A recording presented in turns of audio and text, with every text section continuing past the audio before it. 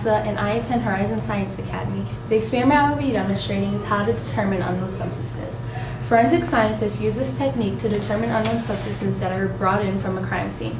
The materials you will need are biuret reagent, which is a blue chemical that turns pink or purple when reacted with proteins. You will need acetic acid, which it creates a gas when mixed with organic substances. And next you will need lugolzolidine, which is harmful to skin and it's harmful if you're inhaled. So I'm using gloves and a mask and goggles to be safe. And that it reacts with starch and it like bubbles up sort of. You will also need salt, gelatin, 2 mystery substances, cornstarch, talcum powder, baking soda, and baking powder. You will need pipettes, but you don't want to mix your chemicals, so I have 3 pipettes, 1 for each chemical. You will also need 8. Label the powder that you are using so that you do not mix the powders and create a different type of reaction. You will also need reaction plates.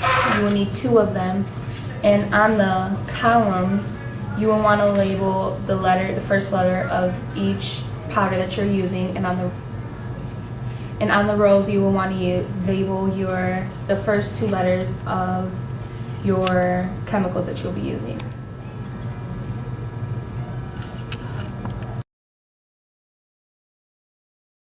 First is you can start with any reaction plate, but I'm going to start with the one that has the salt because it's easier to pour.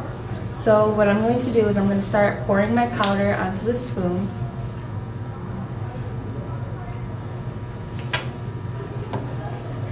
And after you've done that, you would like to put a little amount of your powder in each column, in each part of it. So you will want to take your gelatin and do the same with that, and just pour small amounts of the powder into each reaction bowl on your reaction plate. Then you would do the same with your mystery substances. You would do the same with your unknown substances. And you will want to break them up because they do come thick. And you don't want a whole bunch of thick powder on your reaction plate.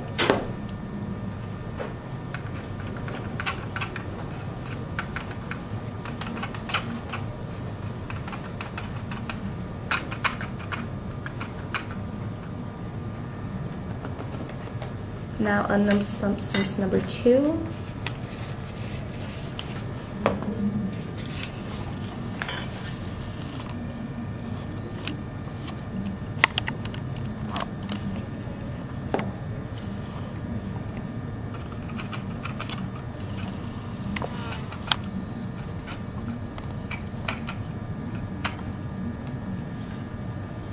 And then you will go to your next reaction plate and you will add all of your powders to that.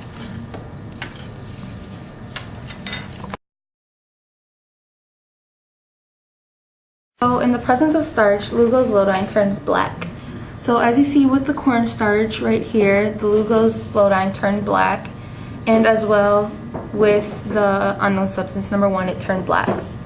So we're going to see what reactions we have with the acetic acid.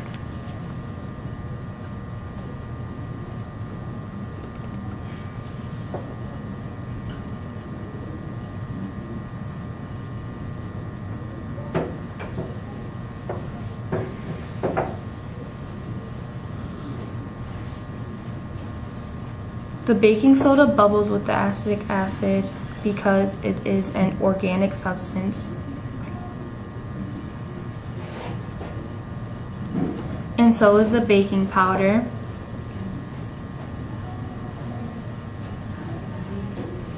Our unknown substance number 2 is reacting the same as the baking soda is.